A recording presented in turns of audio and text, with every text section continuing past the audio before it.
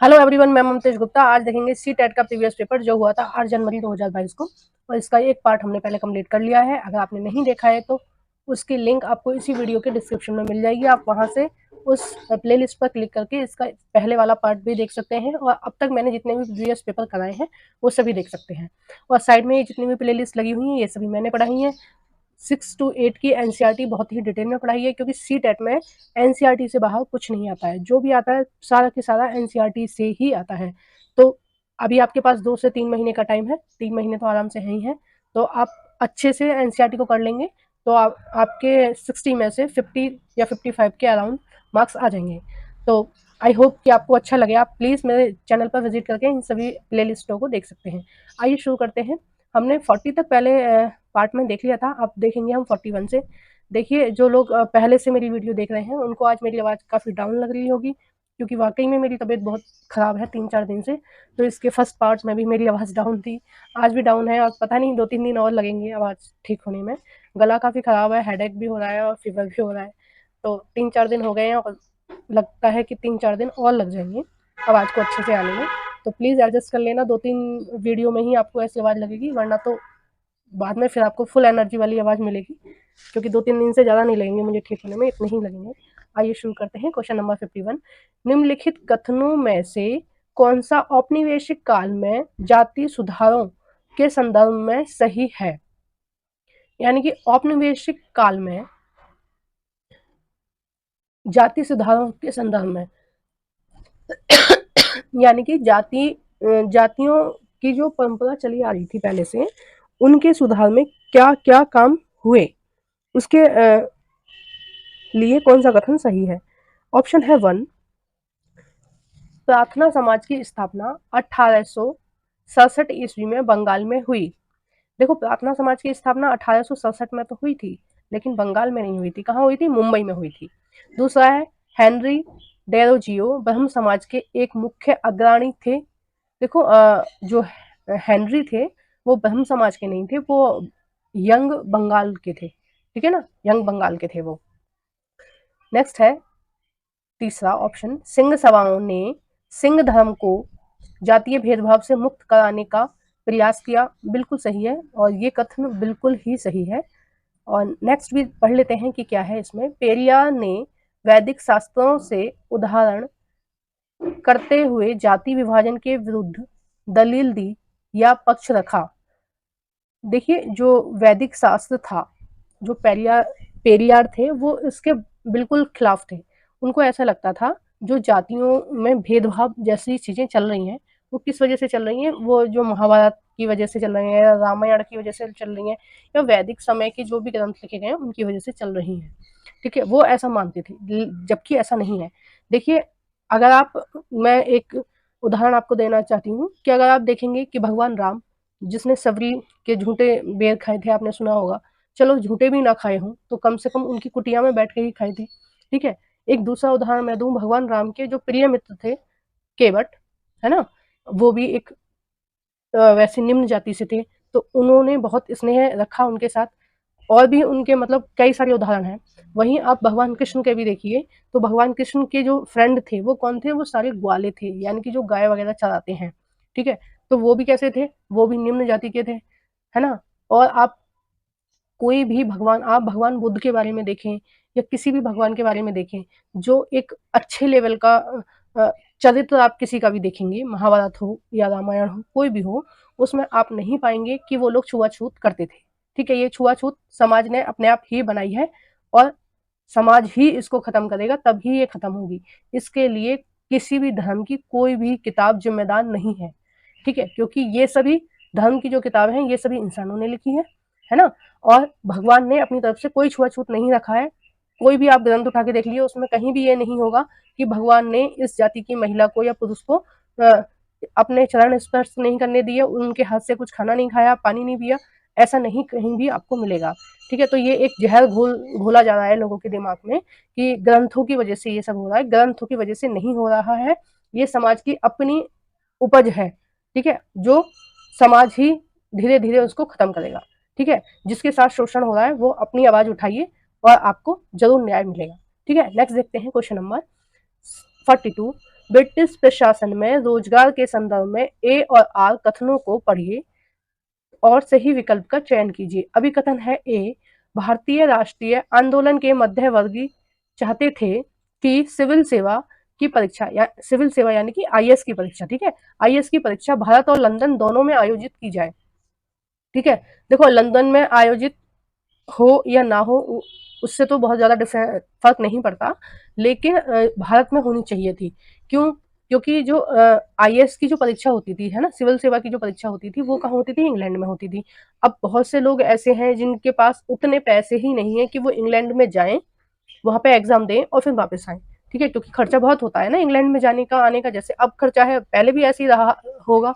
तो हर व्यक्ति की पहुंच में नहीं था कि वो एग्जाम दे सके। तो इसलिए जो राष्ट्रवादी आंदोलनकारी थे, यानी कि जो भारत के आंदोलनकारी थे, जो नेता थे, वो ये चाहते थे कि जो आईएएस की परीक्षा है वो कहाँ हो? भारत में हो, ताकि भारत के जो युवा हैं वह उस परीक्षा को दे सकें और ज्यादा से ज्यादा आईएएस कहाँ के बने? भारत के बने। और जब भारत के लोग आईएएस बनेंगे तो भारत के लिए कुछ अच्छा काम करेंगे। ठीक है, तो अभिकथन ए है। कारण है क्यों ऐसा वो क्यों चाहते थे कि जो परीक्षा है वो भारत में भी हो और इंग्लैंड में भी हो? वे चाहते थे कि कुछ सामाजिक गुट समूहों से लोगों को ब्रिटिश प्रशासन में अवसर दिए जाने चाहिए। यानी कि वो ये चाहते थे कि भारत के भी कुछ लोगों को, जो ब्रिटिश का प्रशासन चल रहा है, यानी कि जो अंग्रेजों का जो शासन चल रहा था, उसमें कुछ अधिकारी क्या होने चाहिए? वो भारतीय भी होने चाहिए। ठीक है, अब जब परीक्षा भारत में हो ही नहीं रही, बच्चे परीक्षा ही नहीं दे रहे, तो वो पास कैसे होंगे आईएएस में? पास नहीं होंगे तो नहीं बनेंगे। तो बहुत कम लोग ही जा पाते थे इंग्लैंड परीक्षा के लिए, है ना। तो ये दोनों ही, ए और आर दोनों सही है, और जो आर है वो ए की सही व्याख्या करता है। नेक्स्ट देखते हैं क्वेश्चन नंबर 43। निम्नलिखित में से कौन सा या से कथन रॉलेट सत्याग्रह के संदर्भ में है? देखिए, सबसे पहले तो मैं रॉलेट सत्याग्रह को बताती हूँ कि रॉलेट सत्याग्रह क्यों क्यों किया गया। यानी कि रॉलेट एक एक्ट आया था 1919 में, उसके खिलाफ कि वो जो नियम आया है, ये जो कानून आया है रॉलेट एक्ट का, ये गलत आया है। इससे क्या हो रहा था? जो व्यक्ति थे उनकी अभिव्यक्ति की स्वतंत्रता छीनी जा रही थी। मतलब अगर इसमें इतने हार्ड नियम बनाए हुए थे कि अगर कहीं पुलिस को शक हो जाए कि ये लोग उपद्रव मचाने वाले हैं, तो पुलिस बिना छानबीन करे या बिना रिपोर्ट करे वो उनको उनके स्थान से उठा लेगी और अनिश्चित काल के लिए जेल में डाल देगी। तो इस तरह का ये नियम था रॉलेट एक्ट। और एक तरह से जो अंग्रेज थे उनकी ये सोची समझी साजिश थी ताकि लोग आंदोलन वगैरह ना कर पाए। ठीक है, आंदोलन की वजह से उनको लग रहा था कि उनके हाथ से सत्ता जारी है, अंग्रेजों को लग रहा था। तो इसलिए उन्होंने ये एक्ट लेके आए कि अगर आंदोलन वगैरह कोई भी कुछ भी करेगा तो उनको बिना सूचना दिए या बिना रिपोर्ट के, बिना दलील के उसको उठा लेंगे। ठीक है, तो ये बहुत खतरनाक कानून था। अब इसके विरोध में क्या किया, क्या क्या चीजें हुई, वो हम आगे पढ़ेंगे के संदर्भ में क्या क्या सही है, आंदोलन में क्या क्या हुआ था। ए है, यह पंजाब और उसके आसपास के क्षेत्रों में हुआ, जिसके कारण जलियांवाला बाग वाली नृशंसता हुई। देखिए, ऐसा फिक्स नहीं है कि ये पंजाब के आसपास वाले इलाकों में हुआ था। ठीक है, जबकि ये क्या पूरे भारत के लिए आया था। नियम किसके लिए आया था? रॉलेट एक्ट जो आया था वो पूरे भारत के लिए आया था कि भारत में कोई भी अगर आंदोलन करेगा या पुलिस को किसी पे शक होगा कि उसके घर में हथियार हैं, तो उनको वो ऐसे ही बिना कोई चार्ज वगैरह लगाए उनको उठा लेगी, है ना। तो जब नियम पूरे भारत के लिए आएगा तो पूरा भारत ही एकजुट होकर लड़ेगा ना इसके खिलाफ। तो आंदोलन का नाम भी उन्होंने रॉलेट सत्याग्रह रख दिया था। बी है, हिंदू और मुस्लिम दोनों ने, तो ये वाला तो गलत हो गया क्योंकि इसमें क्या आ गया? पंजाब आ गया। पंजाब में नहीं, केवल पंजाब में नहीं था, पूरे भारत में था। हिंदू और मुस्लिम दोनों ने एकजुट होकर भागीदारी की। बिल्कुल सही बात है। ये हिंदू मुस्लिम अब लड़ने लगे हैं आपस में, अंग्रेजों के सामने बिल्कुल भाई भाई की तरह रहते थे। बाद में अंग्रेज ही कुछ लालच मुस्लिमों को देके, कुछ लालच हिंदुओं को देके आपस में लड़ा के चले गए थे। नहीं तो स्वतंत्रता संग्राम की जितनी भी लड़ाइयाँ हुई हैं उसमें मुस्लिमों ने भी पूरी भागीदारी दी थी और हिंदुओं ने भी पूरी भागीदारी दी थी। ठीक है, नेक्स्ट देखते हैं ऑप्शन नंबर सी। यह विरोध मौलिक अधिकारों जैसी अभिव्यक्ति की आजादी, स्वतंत्रता को नकारने के विरुद्ध था। बिल्कुल सही है कि उन्होंने क्या किया था रॉलेट एक्ट के तहत कि किसी भी व्यक्ति की बिल्कुल आजादी या स्वतंत्रता छीन ली थी, उसको नकार दिया था कि मतलब कोई अपनी मर्जी से आंदोलन नहीं कर सकता, बोल नहीं सकता, है ना। और प्रेस में कुछ नहीं छाप सकता, नहीं तो उसकी प्रेस जब्त हो जाती थी। इस तरह के बहुत सारे कानून आए। डी है, रविंद्रनाथ टैगोर ने इस आंदोलन के साथ पूर्ण एकता जताई। जताने के लिए अपनी नाइटहुड की उपाधि वापस लौटा दी। बिल्कुल सही है। और इस सत्याग्रह की वजह से ही जो महात्मा गांधी थे उन्होंने भी अपनी केसरी हिंद की उपाधि वापस कर दी थी। और भी बहुत सारे स्वतंत्रता सेनानी थे, जमनालाल बजाज जी भी थे, उन्होंने भी अपनी जो उपाधियां थी वो वापस कर दी थी, क्योंकि उन्होंने बोला कि हमें ऐसा सम्मान नहीं चाहिए कि आप बस हमें ही सम्मान दे रहे हो, हमारे देश के लोगों को सम्मान नहीं दे रहे हो, हमारे भाइयों को सम्मान नहीं दे रहे हो, तो इस तरह का सम्मान हमें नहीं चाहिए। तो काफी बड़ी लेवल पर इसका विरोध हुआ था। तो इसका जो आंसर सही हो जाएगा वो बी, सी और डी हो जाएगा। ए गलत होगा क्योंकि पंजाब के आसपास नहीं था, ये पूरे भारत में था। नेक्स्ट देखते हैं क्वेश्चन नंबर 44। अभी कथन है ए, स्वतंत्रता के शुरुआती दशक में भारी उद्योगों पर बल दिया गया और अर्थव्यवस्था सरकारी दिशा निर्देशों से चली। बिल्कुल सही है कि शुरुआत जब भारत स्वतंत्र हुआ था, जब भारत देश आजाद हुआ था, तो उस समय जो अर्थव्यवस्था थी वो बहुत चरमरा रही थी। क्यों चरमरा रही थी कि नया नया, एक तरह से नया नया देश बना था। बिल्कुल वैसे ही था जैसे आप एक अपना अलग घर बना रहे हैं और उसको पूरी तरह से डेकोरेट भी करना है, खाने पीने का सामान भी भरना है उसमें, है ना, और सारी चीजें आपको चाहिए, सोफा भी, बेड भी, तो थोड़ी दिक्कत होती है शुरू शुरू में, पैसे की दिक्कत होती है। तो उसी तरह से भारत देश को दिक्कत आ रही थी। लोगों के पास रोजगार नहीं थे क्योंकि बहुत सारी चीजें तो अंग्रेज ही चला रहे थे। अब अंग्रेज चले गए तो वो सारे रोजगार भी ठप हो गए थे, तो अर्थव्यवस्था संकट में थी। तो जो जवाहरलाल नेहरू थे उन्होंने इस तरह, उनकी सरकार थी तब, उन्होंने इस तरह की योजना लेके आए कि भारी उद्योग का मतलब है कि बड़े बड़े उद्योग, जैसे टिस्को है, इस तरह के जो बहुत बड़े बड़े उद्योग होते हैं, उस तरह के बहुत सारे उद्योग लगाए ताकि देश को के लोगों को रोजगार मिले और देश को पोषण मिल सके। ठीक है। कारण है आर, क्यों ऐसा, मतलब भारी उद्योग क्यों लगाए गए? कारण, एक बड़ी जनसंख्या को गरीबी से मुक्त करना और तकनीकी और औद्योगिक विकास पर आधारित आधुनिक देश का निर्माण करना एक महत्वपूर्ण लक्ष्य था। बिल्कुल सही है कि क्या उद्देश्य था कि देखिए, जब भारी उद्योग लगाए जाएंगे तो इन उद्योगों में कोई दो चार मजदूरों की जरूरत नहीं होती, इनमें हजारों लाखों की संख्या में लोग भर्ती होते हैं, फिर इनकी बहुत सारी ब्रांच भी बनती हैं आगे जाके, तो बहुत भारी लोगों को, मतलब बहुत बड़ी संख्या में लोगों को रोजगार मिलता है। तो ये एक बड़ी संख्या के गरीबी को मुक्त करने के लिए सही था। अब देखिए दोनों ही सही है और जो आर है वो एक ही सही व्याख्या कर रहा है, तो ऑप्शन नंबर सही हो जाएगा आपका पहला ही। नेक्स्ट देखते हैं क्वेश्चन नंबर 45। 45 है, असंख्यक छोटे पिंड जो सूर्य का चक्कर लगाते हैं तथा मंगल व बृहस्पति ग्रह की कक्षा के बीच पाए जाते हैं वह कहलाते हैं। देखो ये सभी क्वेश्चन एनसीईआरटी से आए हैं, मैं आपको सारे बता देती हूँ, मैं इस वीडियो में बताना भूल गई हूँ। देखो ये आया है आपका 6th क्लास की एनसीईआरटी से, चैप्टर नंबर 1 से, है ना। और इससे पहले वाला आया था 44 वाला, ये आया था 8th क्लास की हिस्ट्री एनसीईआरटी से, चैप्टर नंबर 8। और एक मिनट, हाँ, और 43 वाला आया था आपका 8th क्लास की एनसीईआरटी से, चैप्टर नंबर 8 से। ठीक है। और ये 42 वाला आपका आया था 8th क्लास की एनसीईआरटी से ही। ठीक है। स्वतंत्रता संग्राम की पूरी कहानी 8th क्लास की एनसीईआरटी में ही दी हुई है और ये भी 8th क्लास की एनसीईआरटी से ही आया है। ठीक है। तो आपको अगर कोई भी ऐसा लगे क्वेश्चन के एनसीईआरटी से बाहर आए तो प्लीज आप मुझे कमेंट बॉक्स में बताइए और मैं आपको बताऊंगी कि वो कौन सी क्लास की एनसीईआरटी से और कौन से चैप्टर से आया है। मैं आपको चैलेंज कर रही हूँ, खुला चैलेंज दे रही हूँ कि एक भी क्वेश्चन अगर आपका एनसीईआरटी से बाहर आया है तो आप मुझे कमेंट कीजिए और मैं आपको रिप्लाई करूंगी, बताऊंगी कि कौन सी क्लास से आया, कौन से चैप्टर से आया है। ठीक है। वैसे तो मैं हर वीडियो में आपको बताती हूँ कि कौन सा क्वेश्चन आपका कौन सी एनसीईआरटी से आया है, पर अगर मैं भूल जाती हूँ तो आप बताइए। इसलिए मैं कह रही हूँ कि एनसीईआरटी बहुत इंपॉर्टेंट है सीटेट के लिए। तो जो मैंने अपने चैनल पर कराया है 6th 7th 8th की एनसीईआरटी, हिस्ट्री, ज्योग्राफी और पॉलिटिकल साइंस की, प्लीज आप उसको देखें, डिटेल में पढ़ें, बेकार के नोट्स में पैसा खर्च ना करें और ना ही नोट्स बनाइए। मैं नोट्स बनाने के लिए भी नहीं कह रही हूँ आपसे, क्योंकि नोट्स बनाओगे 2 से 3 महीने आपके फालतू के जाएंगे।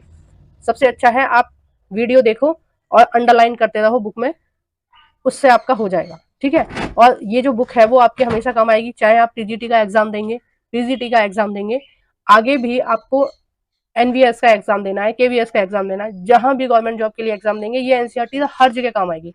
तो एक बार अगर आप अच्छे से एनसीईआरटी कर लेते हैं तो आपको हमेशा हेल्प करेगी। बुक खरीद लीजिए प्रॉपर, ये मत सोचिए कि पैसे खर्च होंगे, बुक खरीद लीजिए प्रॉपर और उनमें अंडरलाइन कीजिए। आप ये सोचेंगे कि कहीं से 200-300 के नोट्स मिल रहे हैं तो हम नोट्स ले लें, सस्ते में काम हो जाएगा, लेकिन आप ये देखिए कि आपको पढ़ना है आगे भी, और आगे भी आपको पढ़ना है, जो गवर्नमेंट जॉब लेनी है, बच्चों को ट्यूशन पढ़ाना है, स्कूल पढ़ाना है, हर चीज में बुक हेल्प करेगी, ठीक है, बिना बुक के काम नहीं चलेगा। तो क्वेश्चन हमने पढ़ा था कि मंगल व बृहस्पति ग्रह की कक्षा के बीच पाए जाने वाले जो छोटे छोटे पिंड होते हैं वह क्या कहलाते हैं। पहला है उपग्रह, दूसरा है उल्का पिंड, तीसरा है धूमकेतु, चौथा है क्षुद्र ग्रह। तो इसका 45 का जो सही आंसर हो जाएगा वो हो जाएगा क्षुद्र ग्रह।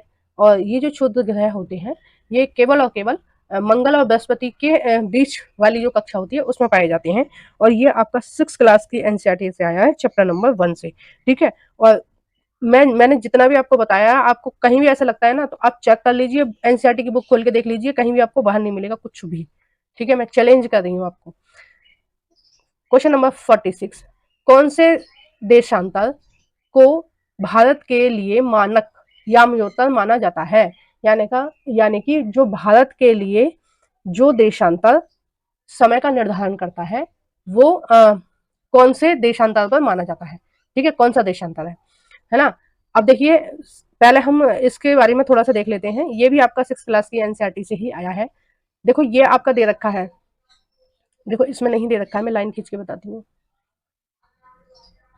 लाइन शायद इससे खींची जाएगी। ओ क्या हो गया, ये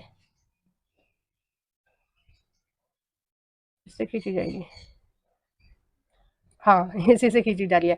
तो देखो 82.5 डिग्री पर यहाँ से लगभग एक रेखा खींची गई है, ठीक है, जो यूपी से निकलती है, ठीक है, यूपी नहीं आया, यहाँ यहाँ से होगी, जो यूपी से निकलती है, ठीक है, यूपी, मध्य प्रदेश और आपका ये छत्तीसगढ़ और आपका आंध्र प्रदेश, ठीक है, यहाँ तक एक रेखा इन्होंने खींची है जो आपका मानक समय तय करती है, ठीक है। अब देखिए आप सोचेंगे कि भारत के यहाँ से क्यों नहीं खींची गई, भाई बीचा बीच से यहाँ से भी तो खींच सकते थे ये लोग, यहाँ से क्यों नहीं खींची, क्योंकि हमारा जो भारत है उसकी जो रेखा मतलब चौड़ाई है वो बहुत ज्यादा है। देखो ये हमारा गुजरात से शुरू हो गया यहाँ से और कहाँ तक है आपका अरुणाचल प्रदेश तक है, ठीक है, उसकी सीमा कहाँ तक है, अरुणाचल प्रदेश तक है ना। तो इसलिए तो इसका जो बीचों बीच वाला देशांतर आ रहा है वो ये वाला आ रहा है, ठीक है, कौन सा आ रहा है उसका बीच वाला देशांतर, ये वाला आ रहा है।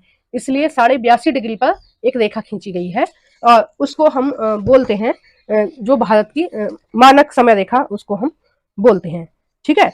और देखिए ये आपके उत्तर प्रदेश से है और मध्य प्रदेश से है और आपके छत्तीसगढ़ से है और आंध्र प्रदेश में है, ठीक है, बहुत सारे देशों से ये होकर निकलती है, ये भारतीय समय रेखा, ठीक है। और ये कितने डिग्री पर है, 82.5 डिग्री पर है। आइए आ जाते हैं हम अपने क्वेश्चन पर। तो कौन सा हो गया, 82.5 डिग्री पर है, मैंने आपको ये भी बता दिया है कि किस तरह से है। अब देखते हैं क्वेश्चन नंबर 47, निम्नलिखित कथनों में से कौन सा ऋतुओं में परिवर्तन के व्याख्यान के लिए सही है, मतलब कौन सा ऑप्शन है जो ऋतु परिवर्तन के लिए सही है। ए है ऋतुओं में परिवर्तन पृथ्वी के चारों ओर सूर्य की स्थिति, पृथ्वी के चारों ओर सूर्य की स्थिति। पहली बात तो यही गलत हो गई कि जो पृथ्वी है वो सूर्य का चक्कर लगाती है, ना कि सूर्य पृथ्वी का चक्कर लगाता है, ठीक है। इनकी लाइन का जो सेंस बन रहा है वो बन रहा है कि सूर्य पृथ्वी का चक्कर लगाता है, जबकि सूर्य नहीं लगाता है, चक्कर कौन लगाता है, पृथ्वी लगाती है, ठीक है। तो आपका ऑप्शन नंबर 1 गलत हो जाएगा। नेक्स्ट वाला ऑप्शन देखते हैं, ऑप्शन नंबर बी, जब उत्तरी गोलार्ध सूर्य की तरफ झुका होता है तब कर्क रेखा वाले क्षेत्र में ऊष्मा अधिक प्राप्त होती है और गर्मी के मौसम का अनुभव होता है। बिल्कुल सही है। और जो सूर्य की किरणें हैं वो सीधी कर्क रेखा पर कब पड़ती हैं, 21 जून को। तो जून का महीना हमारे देश में बहुत ज्यादा गर्मी होती है, क्योंकि ये जो रेखा है वो हमारे देश से निकली हुई है, ठीक है, हमारे देश के बराबर से निकली हुई है। अब देखते हैं, देखो कर्क रेखा कौन सी है, ये वाली है, ठीक है। और हमारा भारत कहाँ है, ये दिख रहा होगा ना आपको छोटा सा, देखो ये वाला है हमारा भारत, ये छोटा सा श्रीलंका है और ये हमारा भारत है और ये हमारा हिमालय है, ठीक है। हमारा नहीं, हमारे से मतलब है बहुत सारे देशों का है ये, ऐसा नहीं है केवल भारत में नहीं है हिमालय, नेपाल में, भूटान में, मिजोरम में, बहुत सारे देशों में आती है हिमालय की चोटियां, तिब्बत में। तो ये हमारा भारत है, और जो कर्क रेखा है वो ये वाली कर्क रेखा है। 21 जून को इस कर्क रेखा पर सूर्य की किरणें होती हैं, और यहाँ पर सबसे ज्यादा गर्मी होगी, देखो भारत में होगी, ठीक है, और ये अफ्रीका के कुछ इलाकों में, मतलब इस एरिया में। एक मिनट पेंसिल ले लेती हूँ। आज थोड़ी सी गड़बड़ हो रही है, क्योंकि मुझे अभी अभी मैंने ये चलाना सीखा है, कल से नहीं होगी। देखो इस वाले एरिया में क्या होगा, गर्मी होगी, ठीक है, इस वाले एरिया में क्या होगा, गर्मी होगी, और नीचे वाले एरिया में यहाँ के मुकाबले कम गर्मी होगी, ठीक है, क्योंकि जो 21 जून वाला समय है, अगर आप मकर रेखा पर देखेंगे, यहाँ देखेंगे, ठीक है, ऑस्ट्रेलिया में या आप दक्षिण अमेरिका में या दक्षिण अफ्रीका में देखेंगे, तो वहां पर इस समय ठंड पड़ रही होती है, जब हमारे यहाँ गर्मी पड़ रही होती है, ठीक है। और उसी तरह से जो क्रिसमस का त्योहार है ऑस्ट्रेलिया में मनाया जाता है, ठीक है, कब बनाया जाता है, दिसंबर में बनाया जाता है। अब हमारे यहाँ उस समय ठंड पड़ रही होती है, और इनके यहाँ ऑस्ट्रेलिया में उस समय गर्मी पड़ रही होती है, क्योंकि ऑस्ट्रेलिया में जो क्रिसमस का त्योहार बनाया जाता है, तो दिसंबर के महीने में जो सूर्य की किरणें वो कहाँ पड़ रही होती हैं, मकर रेखा पर पड़ रही होती है, ठीक है। आ गया ना आपको समझ में किस तरह से है। आइए अब नेक्स्ट देखते हैं क्वेश्चन नंबर 49। वनस्पतियों हेतु दिए गए कथन ए, बी तथा सी पर विचार कीजिए तथा सही विकल्प का चुनाव कीजिए। कथन है ए, घास स्थल मध्यम वर्षा वाले क्षेत्रों में विकसित होते हैं। बिल्कुल सही है। अगर देखो तेज वर्षा वाले क्षेत्र होगा तो वहां पर कोई भी पौधा जो छोटा मोटा पौधा होगा वो टिक ही नहीं पाएगा, ठीक है, वो मिट्टी दलदली रहेगी तो उस पर वो टिक ही नहीं पाएगा। जबकि झाड़ियां केवल शुष्क मैदानों में पाई जाती हैं। झाड़ियां कहाँ, शुष्क मैदान। शुष्क मैदान कहाँ है हमारे यहाँ, हमारे यहाँ दो जगह है शुष्क मैदान, एक तो लद्दाख में है और एक राजस्थान में है, वो सबको ही पता है। बी है, वनस्पतियों की वृद्धि तापमान व नमी पर निर्भर करती है। वनस्पतियों की वृद्धि किस पर निर्भर करती है, तापमान पर निर्भर करती है ना, क्योंकि उनको क्या करना चाहिए, एक प्रॉपर टेम्परेचर चाहिए, है ना, और उनको नमी चाहिए, और ये सारी चीजें उनको चाहिए ग्रो करने के लिए। सी है, प्राकृतिक वनस्पतियों में परिवर्तन मुख्यतः जलवायु में परिवर्तन के कारण होता है। तो ये तीनों ही कथन सही हैं, और ये आपकी 8th क्लास की ज्योग्राफी से आया है, चैप्टर नंबर 2, ठीक है। कौन सा आया है, चैप्टर नंबर 2 से क्वेश्चन। और ये जो मैंने आपको बता दिया होगा, ये वाला 47 वाला आया था आपका 6th क्लास की ज्योग्राफी से, और चैप्टर नंबर 3 था, ठीक है। नेक्स्ट देखते हैं, और ये इस वीडियो का लास्ट क्वेश्चन है, इससे आगे हम नहीं देखेंगे, वीडियो लंबी हो रही है और वीडियो बहुत ज्यादा लंबी हो गई। क्वेश्चन नंबर 41, ध्रुव बर्फ से क्यों ढके होते हैं।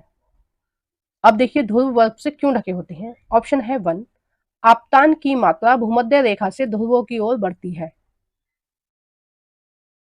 देखो आपतान क्या होता है, आपतान क्या होता है, आपतान होता है आपका जो सूर्य से जो ऊष्मा आ रही है, सूर्य की जो धूप आ रही है, हम उसको साधारण भाषा में क्या बोलते हैं, धूप, या और अगर हम किताबी भाषा में बोलेंगे तो क्या बोलेंगे, सूर्य की जो ऊष्मा आ रही है ना, जो सूर्य की ऊष्मा आ रही है उसको हम क्या बोलेंगे, आतपन बोलेंगे, सॉरी आपतान बोलेंगे, ठीक है। कहीं आतपन दे रखा है, कहीं आपतन दे रखा है, मतलब अलग अलग बुकों में अलग अलग नाम दे रखा है, इसलिए कभी मैं वो वाला बोल रही हूँ, कभी वो वाला बोल रही हूँ।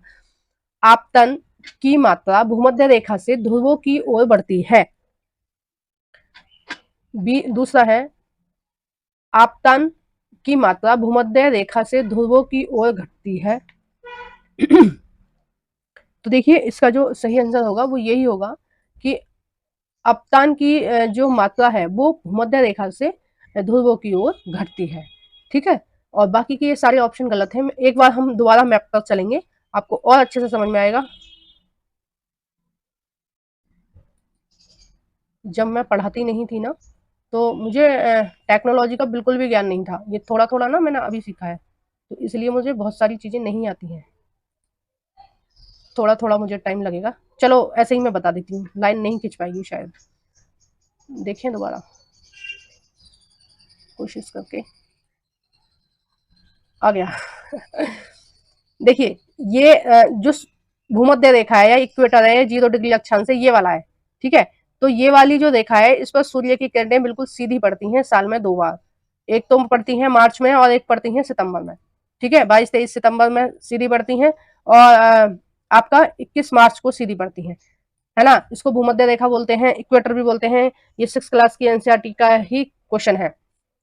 और जो सूर्य है वो क्या करता है, मान लीजिए सूर्य, सॉरी, अच्छा ये इससे बाहर नहीं चल रहा। मान लीजिए सूर्य यहाँ है, ठीक है, सूर्य आपका यहाँ है, तो सूर्य की जो किरणें हैं वो यहाँ यहाँ पर सबसे ज्यादा उष्मा बिखेरती हैं, ठीक है, कर्क रेखा से मकर रेखा तक। कर्क रेखा कौन सी है, ऊपर वाली, मकर रेखा कौन सी है, नीचे वाली।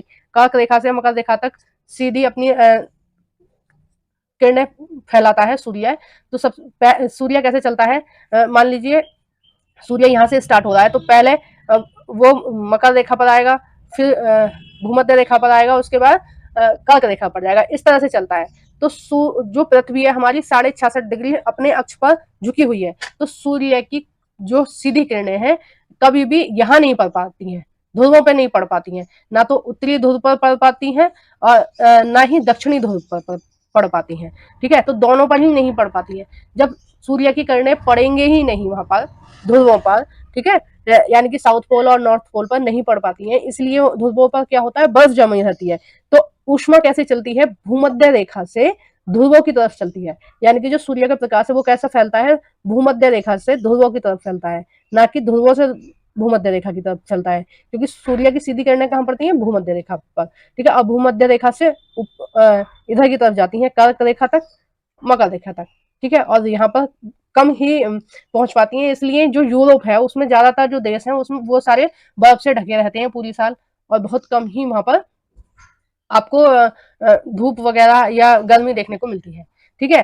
तो आपको मेरी वीडियो कैसी लगी है प्लीज आप कमेंट बॉक्स में बताना, जो भी मेरे से गलती हुई है वो भी आप कमेंट बॉक्स में बताना। नेक्स्ट वीडियो में मैं उन सभी गलतियों का सुधार करूंगी।